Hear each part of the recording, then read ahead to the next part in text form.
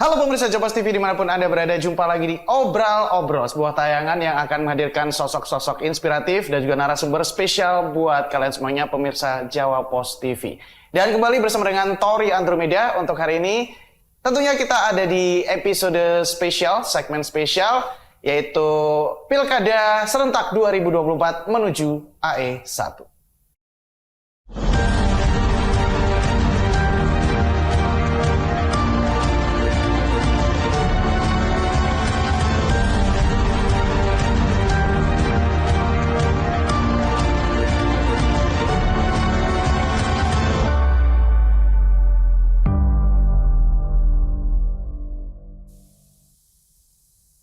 Pilkada Serentak 2024 sebentar lagi akan kita jelang dan tentunya berbagai macam dinamika politik sudah terjadi. Dan untuk hari ini kita akan membicarakan itu semuanya bersama dengan salah satu bakal calon Bupati Madiun.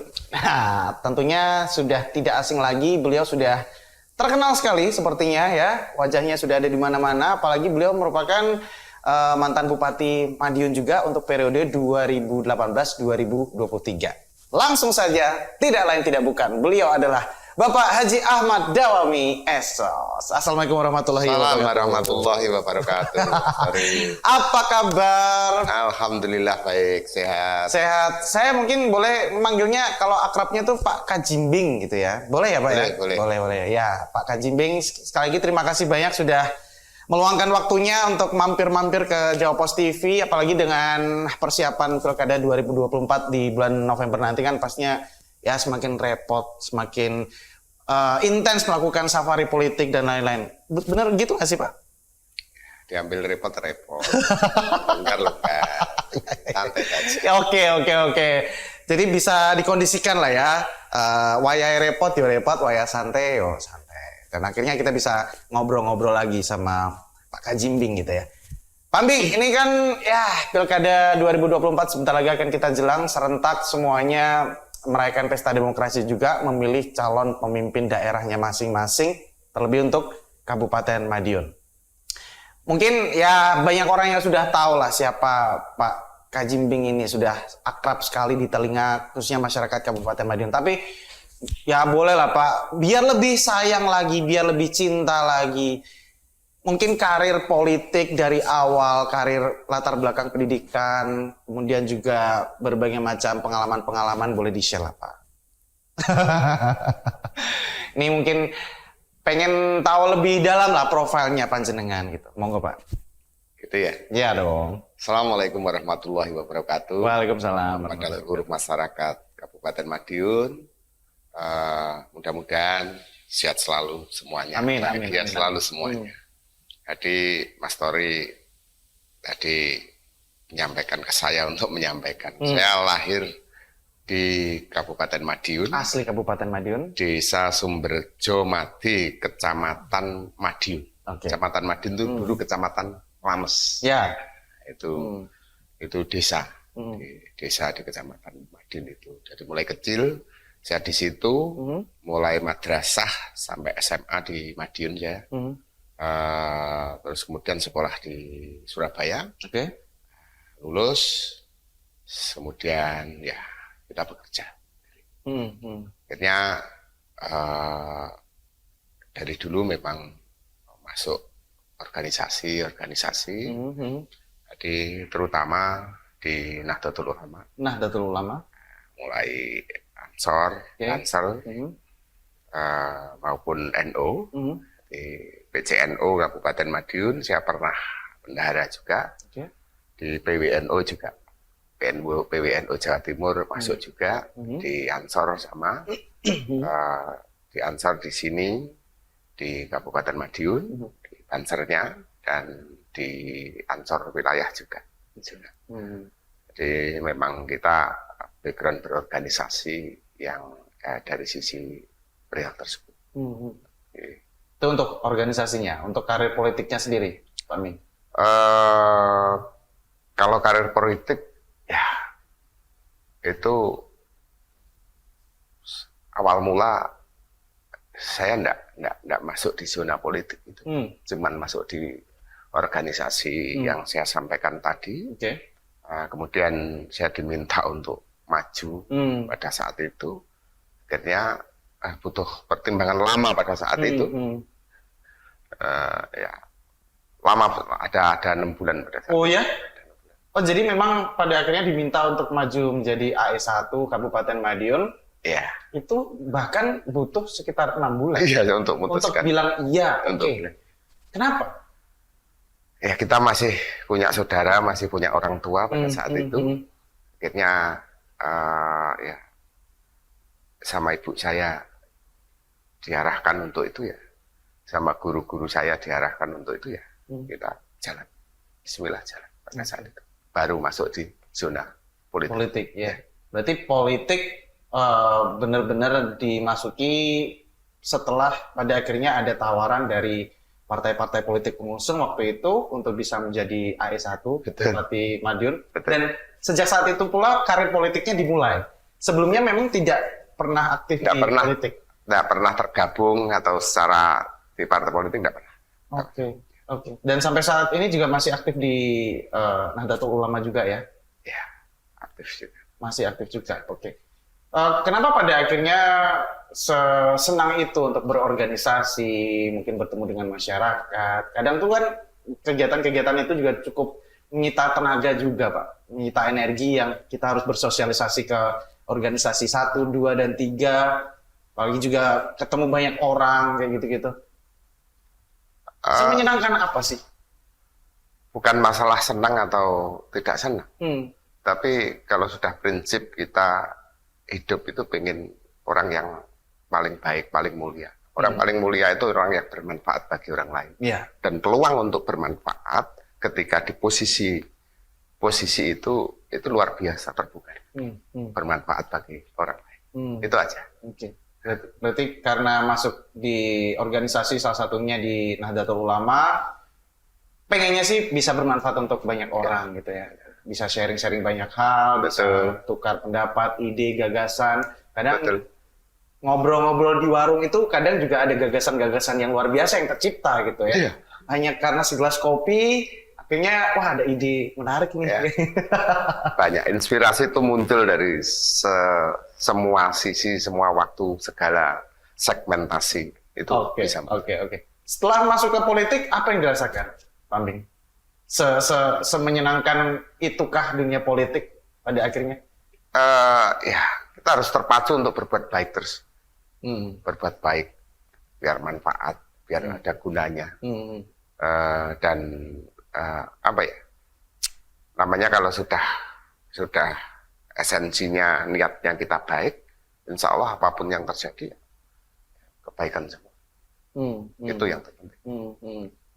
Oke, jadi memang segala macam hal yang dilakukan mulai dari berorganisasi ataupun berpolitik ini niatannya, nawaitunya dari awal memang pengen mencari kebaikan gitu ya. Kebaikan untuk tentunya manfaat untuk diri sendiri dan juga orang lain. Karena kebermanfaatan itu kalau misalnya sudah dirasakan oleh orang lain dari kita, itu kayaknya menjadi kepuasan yang luar biasa sekali. Apalagi untuk pemimpin ya Kabupaten Madiun.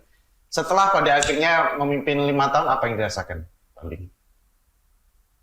Ya, saya pada saat menjabat itu kan situasi berbeda. Tidak sedang baik-baik saja. COVID. Saya 2019 itu banjir. Mungkin sampai 7 hari 7 malam. Oke. Itu awal saya. Kita harus selesaikan itu semua. Kita selesaikan itu semua. Bagaimana kita selesaikan banjir, menyelesaikan banjir tidak boleh dihilir, tapi dimulai di hulunya. Hulu, saluran, sampai hilirnya harus benar semua. Itu belum tuntas pada saat itu sudah COVID 2020, yang mana 2020 itu dimulai namanya refocusing. Jadi sudah seluruh anggaran itu masuknya untuk penyelamatan di COVID itu. Itu 2020, 21, 22 masih. 23 masa akhir tahun jabatan saya baru urusan COVID sudah clear, baru kita bicara masalah itu. Dan itu mungkin menambah saya mantep. Dan benar ibu saya harus nyalonkan karena di suasana itu. Jadi memang apa ya, keselamatan di atas segalanya. Ya. Itu menurut hukum negara maupun Ya. hukum agama kan ya seperti itu. Benar. Ya sudah, kita jalan. Jadi segala macam program-program pembangunan, infrastruktur kayaknya harus sedikit dinomor sekiankan ya, karena pastinya keselamatan dari masyarakat ini menjadi fokus. Betul. Oke, pastinya kita juga masih akan membicarakan tentang persiapan Pilkada 2024 khususnya untuk Kabupaten Madiun. Jadi kita akan break dulu, setelah ini kita akan kembali lagi tetap di obrol-obrol spesial Pilkada Serentak 2024 menuju AE1.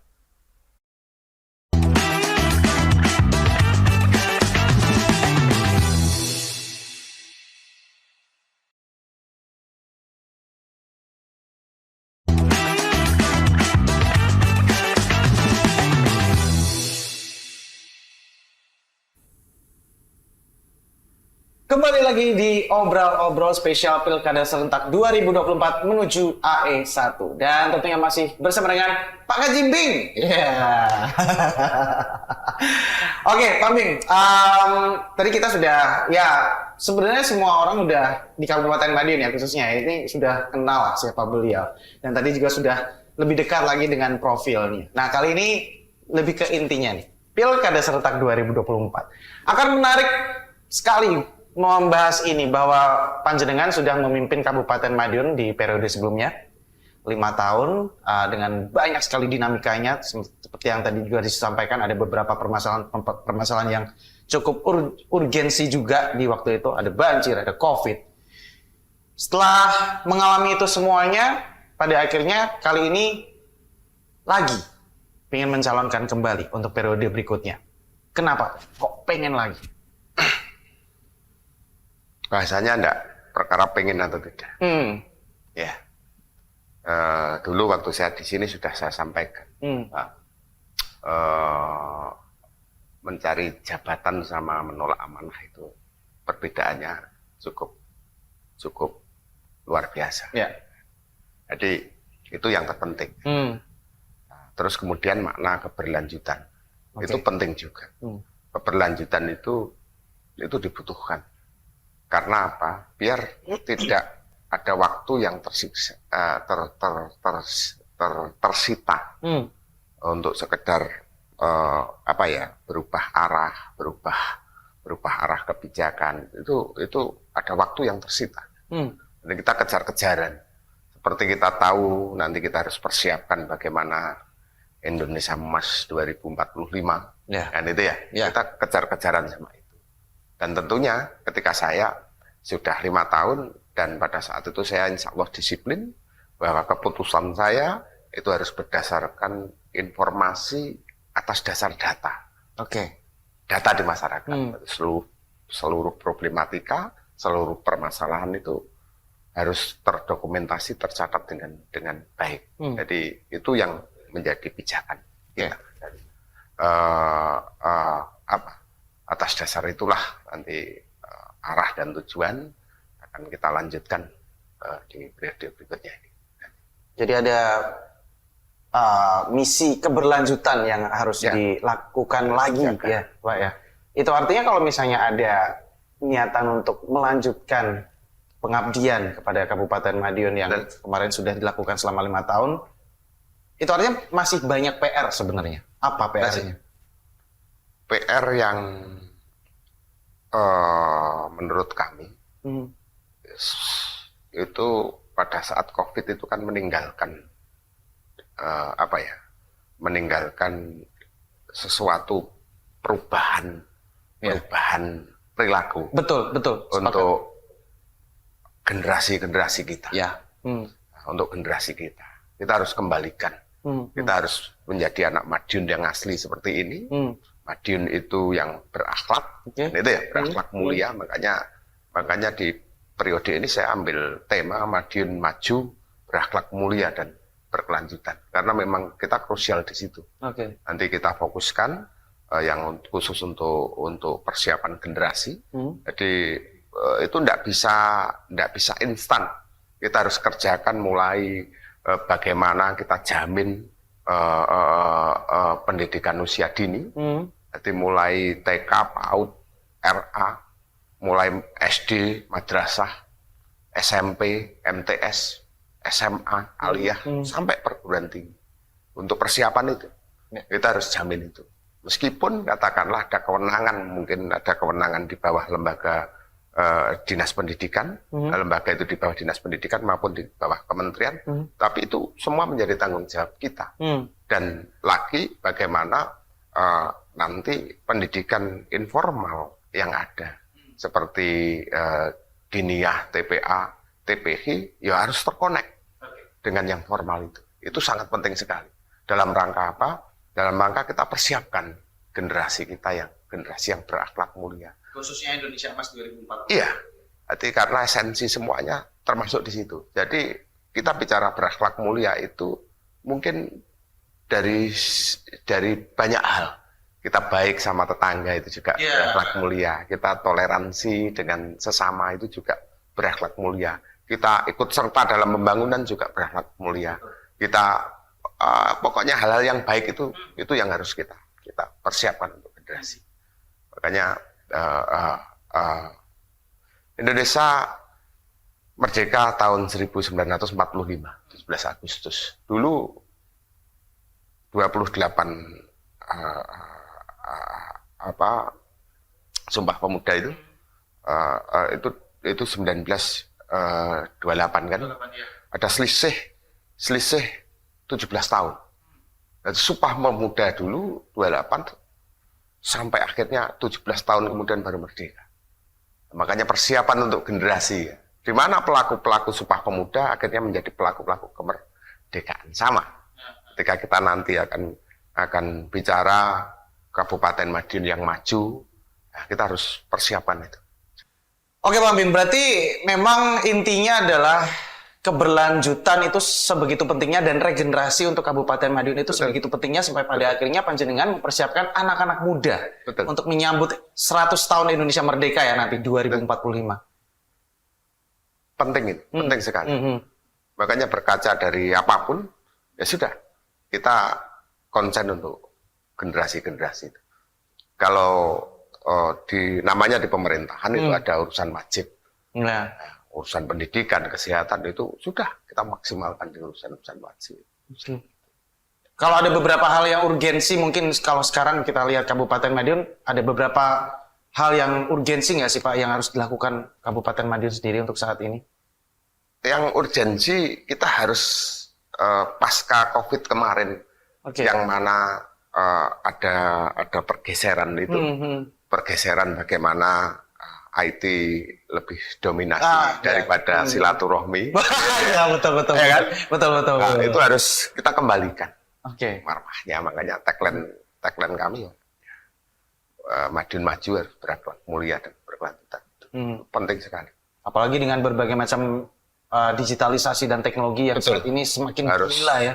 Harus ada generasi yang tidak kehilangan jati dirinya. Nah ini Madiun, Madiun yang ramah.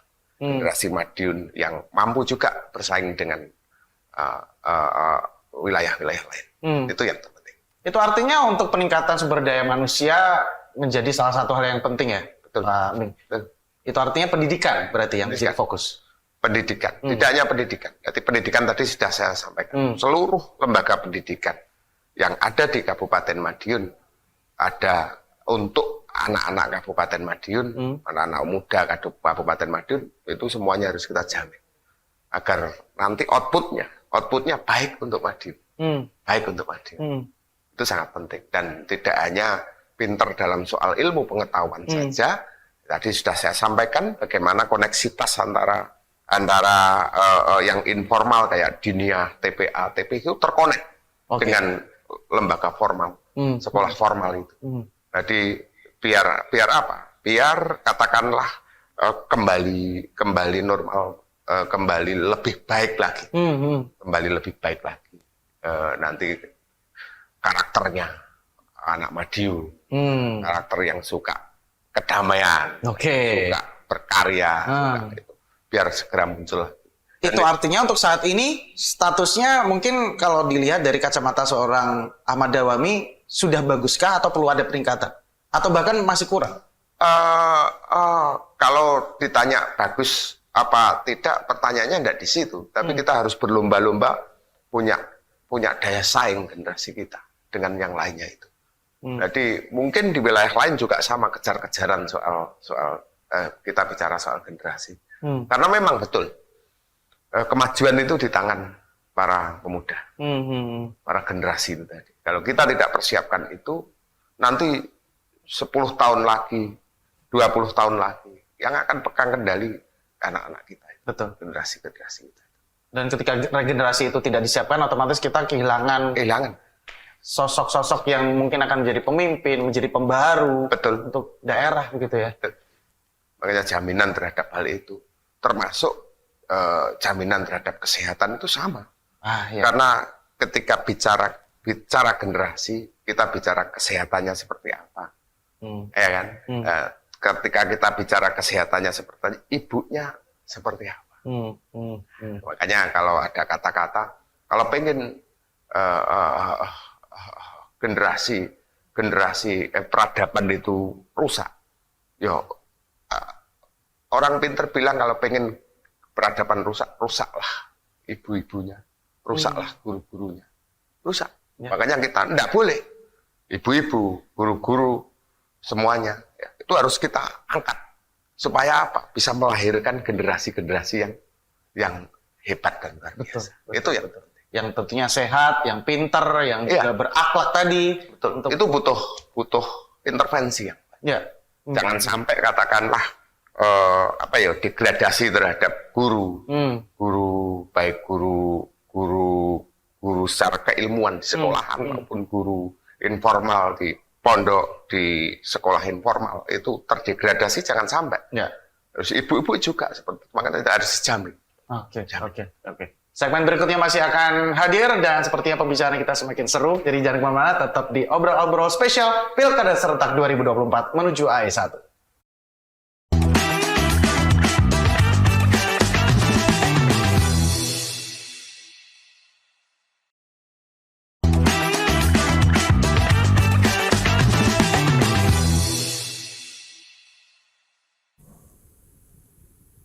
Kembali lagi di obrol-obrol spesial Pilkada Serentak 2024 menuju AE1. Pak Bing, tadi kita sudah membahas perkembangan Kabupaten Madiun dari kacamata seorang Ahmad Dawem juga, dan banyak sekali beberapa hal-hal atau PR-PR yang memang harus diselesaikan nantinya ya. Dan menjadi fokus khususnya regenerasi, peningkatan pendidikan, kesehatan, dan juga sumber daya manusia khususnya untuk menyongsong Indonesia Emas 2045. Sekarang kita mencoba kembali ke pilkadanya. Kita mencoba untuk bisa mengenal lebih jauh beberapa hal-hal dinamika yang terjadi di Pilkada 2024 khususnya di pasangan Madiun Menyala ya, Pak Kajimbing dan juga Mas Andika nanti. Kalau untuk Pilkada tahun ini kan kemarin juga sempat berkoalisi dengan PDI Perjuangan ya. Bagaimana pada akhirnya bisa ada komunikasi bersama dengan PDI Perjuangan sehingga pada akhirnya bisa menghasilkan koalisi Madiun Menyala ini? Kalau saya sendiri pasti kita jalan untuk komunikasi untuk itu. Di saya titik balik pertama ya harus ada niat kebaikan. Niat kebaikan, kalau niatnya sudah dalam frame yang sama-sama pengen baik, tidak ada yang sulit. Tidak ada yang sulit. Dan antara PDI Perjuangan dan Partai Demokrat yang mengusung kami, sepertinya sudah ada kesamaan terkait di awal dari niat, bagaimana nanti visi misi ke depannya, katakanlah harus cocok dulu, betul. harus menyesuaikan dulu, karena sama style leadershipnya nanti cocok enggak seperti ini. Jadi tidak hanya sekedar ini mengusung, ini enggak, harus benar-benar hari ini dan untuk selanjutnya. Betul. Ya. Dan sekali lagi kalau kita membahas politik itu serba dinamis ya, apapun bisa terjadi. Beberapa hal memang harus dilakukan dengan niatan demi memajukan Kabupaten Madiun dan juga memberikan banyak sekali manfaat untuk masyarakat khususnya. Nah, kita juga tertarik membicarakan pasangan dengan Pak. Ya. Ini kemarin juga sempat masyarakat juga bertanya-tanya awalnya ya, ini siapa ini Mas Sandi? Sandika Ratna Feriantiko. Masih muda, masih fresh juga, masih banyak hal yang sepertinya bisa dikupas dari Mas Sandi. Kalau melihat kacamata dari Pak Bing, seperti apa sih sosok Mas Sandi ini di mata panjenengan? Mas Sandi itu lahir 4 Mei 1998. 98. Wow. 26 tahun. Oke. Dan saya tentunya sudah diskusi banyak sama Mas Sandi. Bagaimana visinya, bagaimana idenya, ide-idenya, visioner atau tidak, tidak melewati itu. Dan niat baiknya yang tadi, yang tentunya menjadi dasar saya. Dan di Madiun ini tentunya ketika kita bicara generasi harus ada yang punya satu bahasa dengan generasi itu, dengan anak-anak muda, punya apa ya, punya pemikiran yang sama, sehingga ada saluran tersendiri khusus untuk para pemudanya, untuk generasi itu, lewat Mas Sandi. Jadi dari sosok Mas Sandi ini bisa dibilang apakah Mas Sandi merupakan representasi dari kepemimpinan panjenengan, Pak, yang mungkin muda, dinamis, bisa kemana-mana. Ya, jadi kita memang butuh energi yang lebih untuk Madiun ini maju berakhlak mulia dan berkelanjutan. Ini perlu energi yang lebih dan perlu banyak mendengarkan. Nah, pendengar yang baik ya. Pendengar yang baik. Nanti kalau memang yang didengarkan itu benar-benar informasi yang besar, itu yang informasi yang benar itu yang kita jadikan dasar untuk pengambilan keputusan. Itu artinya dengan pengalaman Mas Sandi di politik yang mungkin masih tidak sebanyak panjenengan, kemudian dengan rentang usia yang cukup jauh, itu tidak menjadi masalah. Enggak, bukan problem. Yang penting bagaimana keterwakilan anak-anak muda. Mereka kalau anak muda itu kan punya bahasa sendiri. Iya.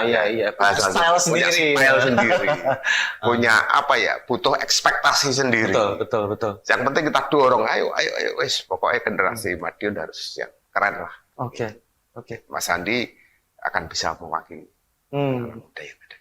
Oke, berarti intinya usia hanya angka, yang penting adalah kualitas dari sosok yang pada akhirnya diajak bergabung. Kemudian ya mungkin ini bisa dilihat sepatunya Pak Bing ini menimbulkan menyala ya. Ada api-apinya, benar-benar menyala banget. Dan kalau kita ngomongin generasi muda juga cukup menarik, Pak Bing, bahwa generasi muda, saya tertarik dengan tadi yang disampaikan, anak-anak muda itu punya style sendiri dibandingkan ya generasi, mungkin kalau dikategorikan Gen Z, milenial, baby boomers kayak gitu-gitu ya, dulu-dulu ya. Mereka punya gaya sendiri, mereka punya bahasa sendiri, mereka punya cara sendiri untuk bisa menyampaikan komunikasinya, ekspresinya, masukannya, kritikannya. Nah, dengan berpasangan dengan Mas Sandi khususnya, dan juga dengan berbagai macam tagline panjenengan Madiun menyala, style, apakah cukup efektif untuk nantinya bisa meraup suara dari anak-anak muda? Kalau soal hasil, yang penting kita harus optimis. Dengan keyakinan, optimis, ya sudah, kerja. Oke. Itu yang. Kalau dari beberapa pertemuan-pertemuan dengan anak-anak muda misalnya, kan panjenengan pasti juga beberapa kali bertemu dengan anak-anak muda. Apa sih yang mereka inginkan, Pak? Apa sih masukan-masukan dari anak-anak muda di Kabupaten Madiun ini? Visi misi yang saya buat kemarin, yang kita buat saya sama Mas Sandi itu rangkuman dari semuanya. Dan saya punya catatannya itu. Jadi bukan atas keinginan saya sendiri, akan tetapi kita rangkai keinginan anak muda seperti apa, keinginan ibu-ibu seperti apa, keinginan dari klaster katakanlah guru seperti apa, di klaster nakes tenaga kesehatan seperti apa, anak-anak muda yang dari segmentasi mana itu kita rangkum, kita rangkai di situ. Ada beberapa contoh mungkin yang bisa disampaikan, Pak.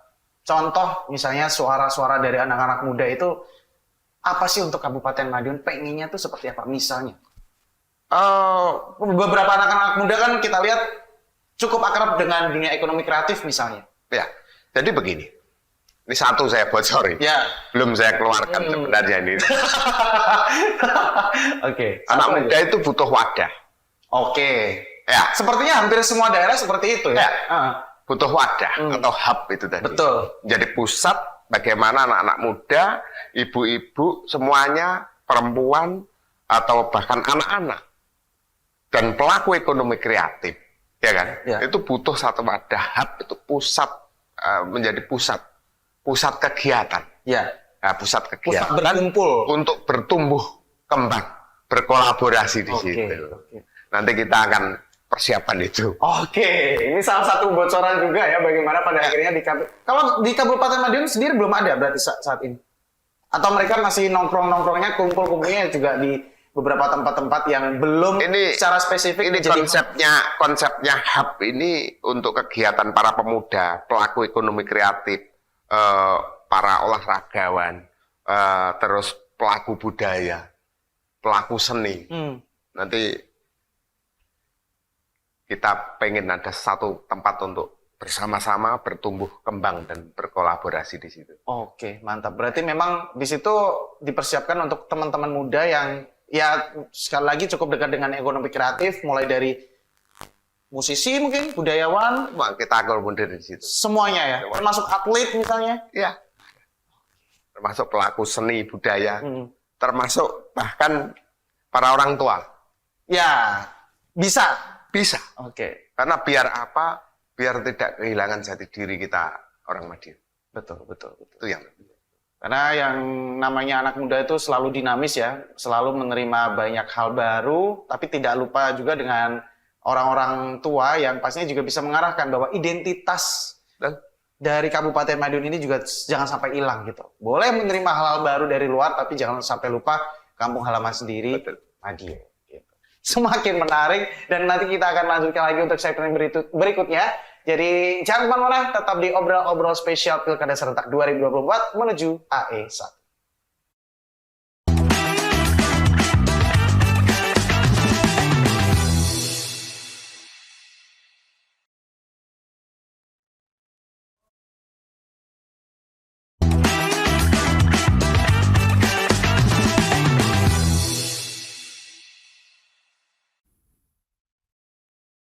Kembali lagi di Obrol-Obrol spesial Pilkada Serentak 2024 menuju AE1. Masih bersama dengan Pak Ahmad Dawangi. Pak, untuk Pilkada 2024 ini Anda diusung oleh dua partai. Ya. Partai Demokrat dan juga PDI Perjuangan. Sementara mungkin di periode kemarin-kemarin cukup banyak yang mengusung. Merasa ditinggal nggak? Enggak. Periode kemarin saya 13 kursi. Sekarang 14 kursi cukup. Oke. Mungkin ada beberapa rekan-rekan ya yang mungkin dulu berkoalisi sekarang tidak. Itu ada perasaan-perasaan yang kok aku ditinggal nih gitu. Padahal mungkin ada beberapa pekerjaan rumah yang belum selesai. Enggak juga. Biasa saja. Biasa saja. Biasa saja. Karena Pak, Anda mungkin cukup paham bahwa politik sebegitu dinamisnya untuk dijalani ya. Iya. Naik turunnya ada. Apapun yang terjadi, niat baik kita harus tetap terjaga. Oke. Biarpun kita katakanlah dua partai politik, tapi yang terpenting kita koalisi dengan rakyat, dengan masyarakat. Oke, nice.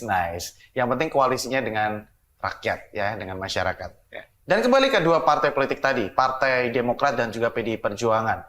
Bagaimana pada akhirnya dua partai itu punya cukup power yang luar biasa dan juga bisa mengkonversi suara yang banyak nanti di Pilkada 2024. Ya. Ini mungkin bisa dibilang koalisi minimalis lah ya. Ya. Walaupun mungkin kursinya juga cukup banyak, tapi kita lihat ada beberapa strategi-strategi yang memang harus dilakukan untuk bisa mengkonversi koalisi minimalis ini dua partai yang sebenarnya partai besar juga gitu untuk bisa meraup dukungan dari masyarakat Kabupaten Madiun.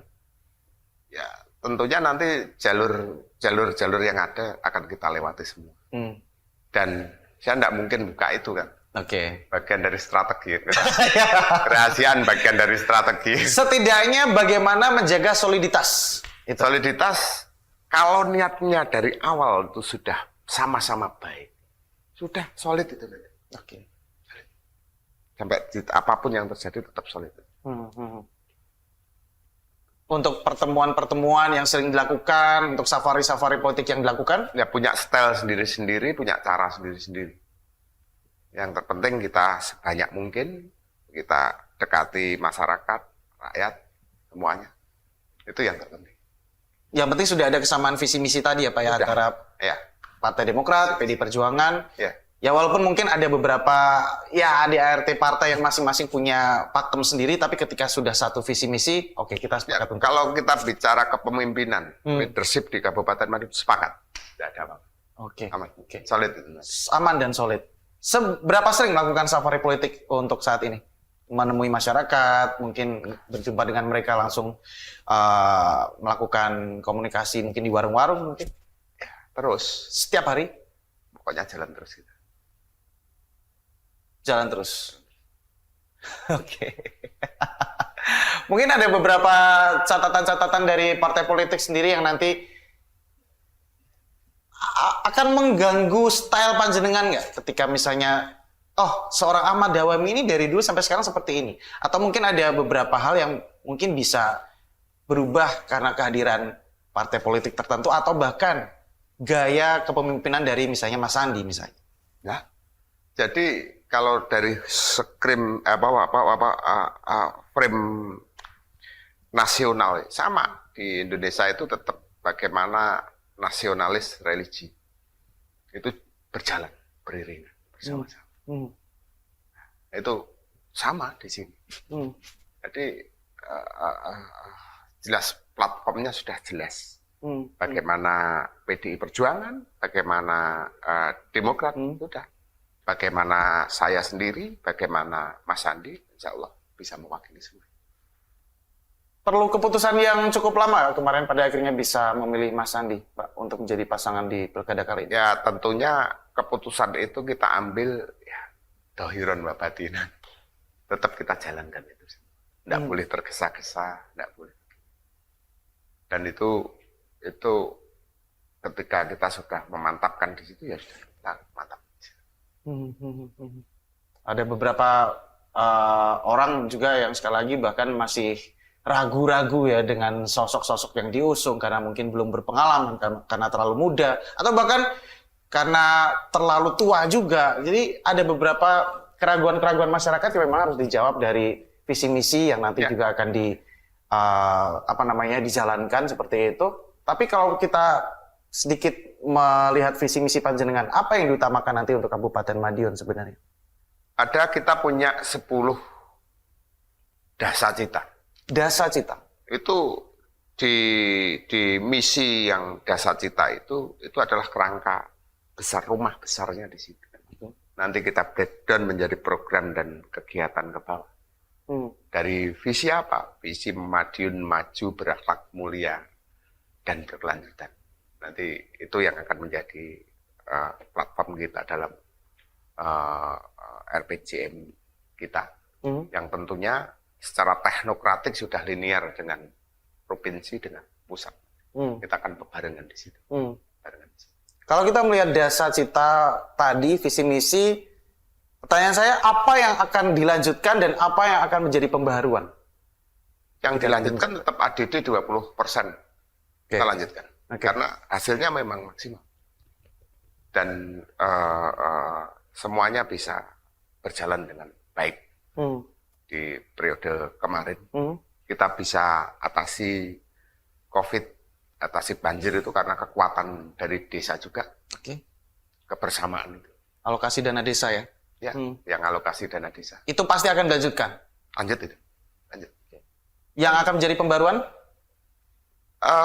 Yang akan jadi pembaruan kita tidak kita sesuatu yang baik kemarin pasti kita akan maksimalkan, kita akan kuati semuanya. Jadi berbagai sektor.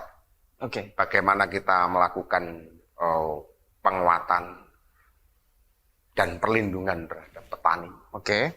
Bagaimana kita akan juga penguatan dan perlindungan terhadap pelaku UMKM, ekonomi mikro, ekonomi kreatif, sampai pedagang kaki lima.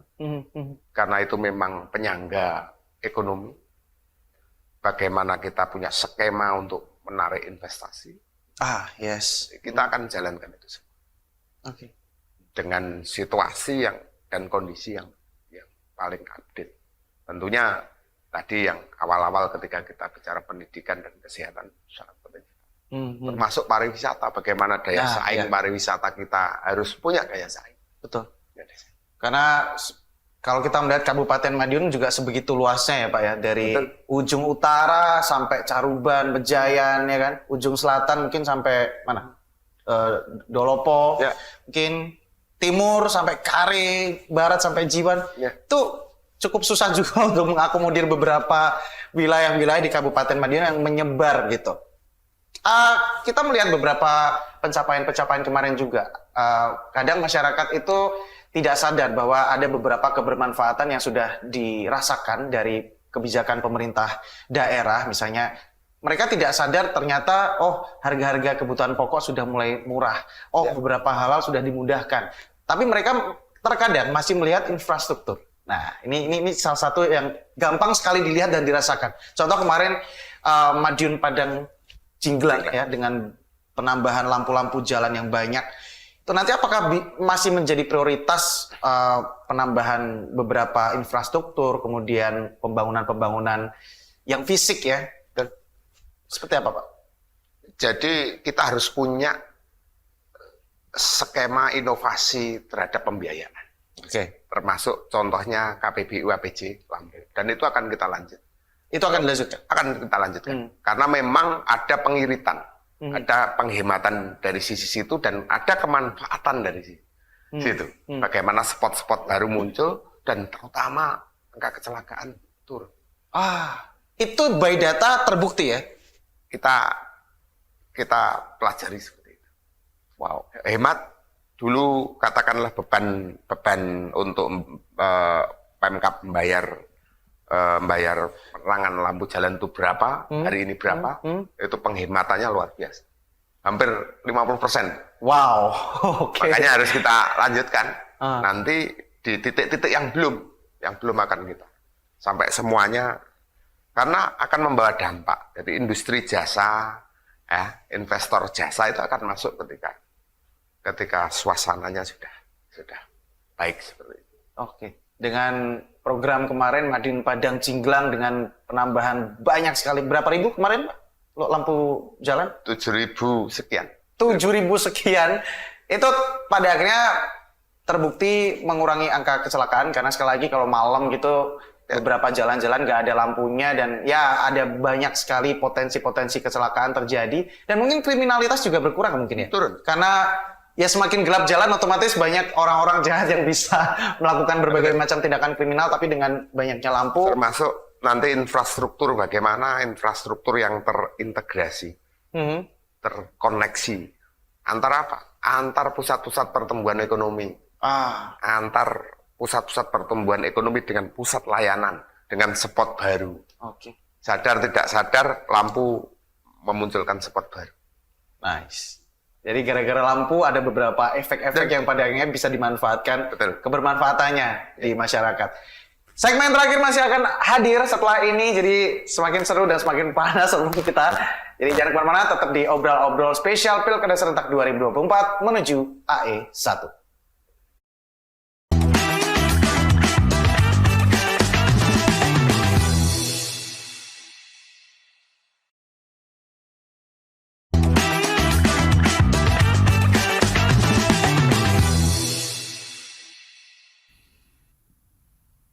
Kembali di Obrol-Obrol Spesial Pilkada Serentak 2024 menuju AE1. Masih bersama dengan Pak Kajimbing, yang masih juga apa adanya dengan setelan kemeja, sepatu sneakers anak muda dan menyala. Ada api-apinya soalnya.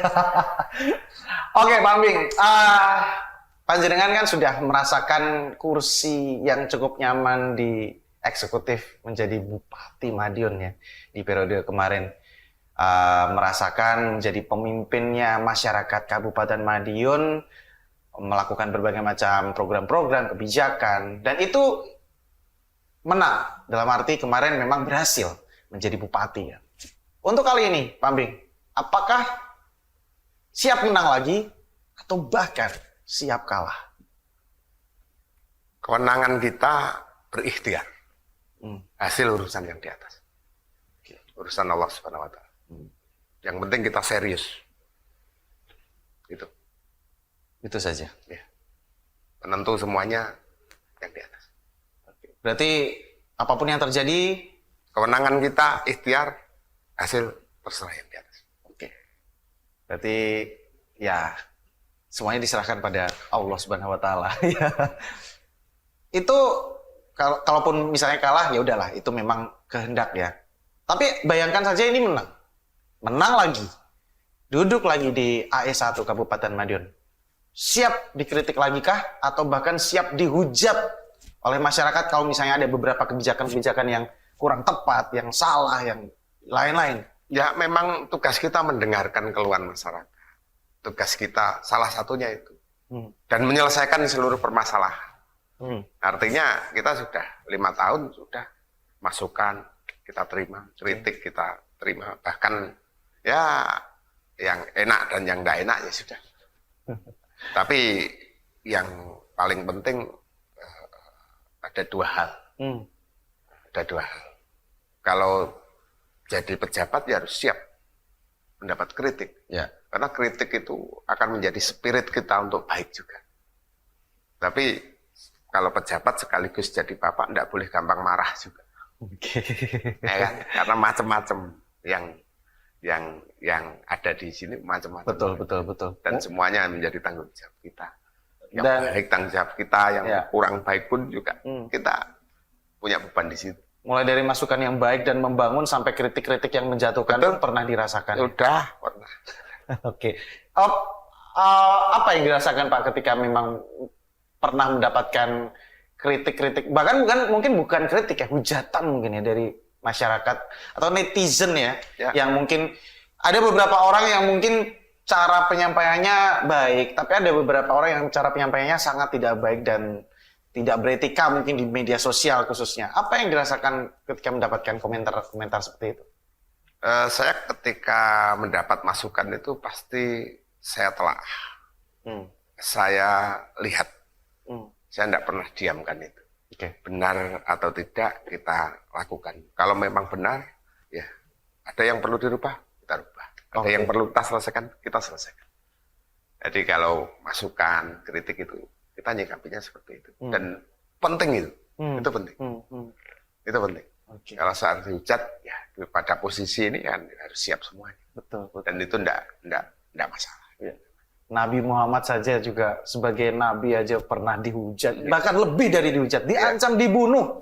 Luar biasa. Apalagi ya kita yang hanya manusia biasa ini ketika mendapatkan jabatan dan mendapatkan cobaan-cobaan dihujat, dikritik, bahkan mungkin diancam apapun itu ya kayaknya harus kita terima ya. Karena itu resiko dari status atau apa ya, level yang semakin tinggi gitu ya. Semakin tinggi pohon kan kayaknya anginnya semakin kencang banget ya. Oke, Pak Bing, terakhir harapan. Harapan yang pertama untuk keberlangsungan pilkada serentak nanti seperti apa? Khususnya untuk untuk penyelenggaraannya ya. Pengennya seperti apa, dan tentunya harapan untuk Kabupaten Madiun tercinta. Silakan. Utamakan kedamaian dan kebersamaan. Itu aja pesan saya. Itu untuk keberlangsungan pilkadanya. Ya. Untuk Kabupaten Madiun sendiri, apa yang diharapkan ke depan? Untuk Kabupaten Madiun ya, bagaimana apa yang kita cita-citakan bersama bisa tercapai semuanya. Dan kebaikan-kebaikan, baik kebaikan untuk masyarakat hari ini maupun generasi yang akan datang. Jadi tetap Madiun harus baudatun thayyibatun warubun. Baik alamnya juga baik masyarakatnya. Itu yang terpenting. Ada quotes mungkin terakhir Pak? Saya diminta untuk meminta quotes dari Pak Bing. Quotes ala seorang Ahmad Dawani. Untuk masyarakat mungkin ada pesan-pesan khusus untuk Kabupaten Madiun. Ya. Quote apa? Kata-kata hari ini. Monggo terserah. Nanti saya kasih. Kok suruh kata-kata juga. Ada kata-katanya juga. Oke, intinya adalah tentunya Pesanan khusus kayaknya. khusus. Tapi tentunya ya Kabupaten Madiun diharapkan menjadi sebuah tempat yang nyaman ya, rumah bersama, bahwa pada akhirnya ya kita punya rumah yang sama. Ketika rumah kita bocor ya sebisa mungkin kita peduli untuk benerin yang bocor. Ketika ada beberapa hal yang berantakan ya kalau bisa kita sapu, kita bersihkan. Kurang lebih analoginya seperti itu ya, bahwa Kabupaten Madiun ini seperti rumah kita bersama yang kita tinggali bersama. Jadi usahakan di satu rumah yang sama jangan sampai musuhan, jangan sampai perang ya kan, jangan sampai gontok-gontokan ya kan. Jaga kebersihannya, jaga rumahnya supaya menjadi tempat yang terbaik untuk ditinggali. Kurang lebih seperti itu, Pak ya. Jadi kebaikan yang sudah ada harus dijaga. Tidak boleh dirusak. Itu dawuhe Mbah Yai. Tuh, quotes-nya itu. Kebaikan yang sudah ada harus dijaga dan jangan sampai dirusak. Bapak Haji Ahmad Dawami Esos, terima kasih banyak sudah hadir di Jawa Post TV. Nggak kerasa kita ngobrol udah 1 jam ya di sini. Ya sekali lagi di tengah kesibukan dan juga rutinitas menjelang coblosan di bulan November nanti, pastinya melakukan berbagai macam safari-safari politik, ngobrol sama masyarakat, ketemu sama masyarakat, mengunjungi banyak tempat. Kita harapkan apapun yang dilakukan semoga memberikan kebermanfaatan yang besar untuk masyarakat, khususnya Kabupaten Madiun. Dan apapun yang menjadi target di pilkada nanti semoga tercapai.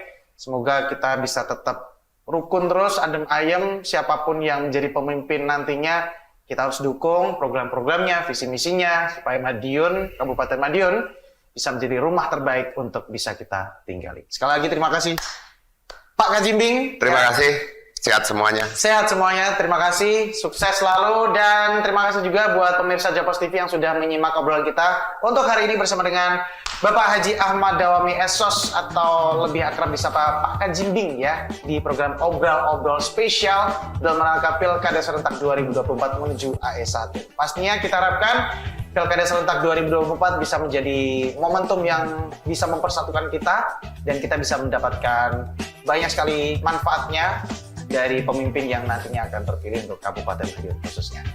Simak terus obrol-obrol yang hadir setiap hari hanya di Jawa Post TV. Dan akhirnya saya Tori Andromeda mewakili kerabat kerja yang bertugas mengucapkan terima kasih banyak atas perhatian Anda. Sampai ketemu lagi di obrol-obrol episode berikutnya. Bye.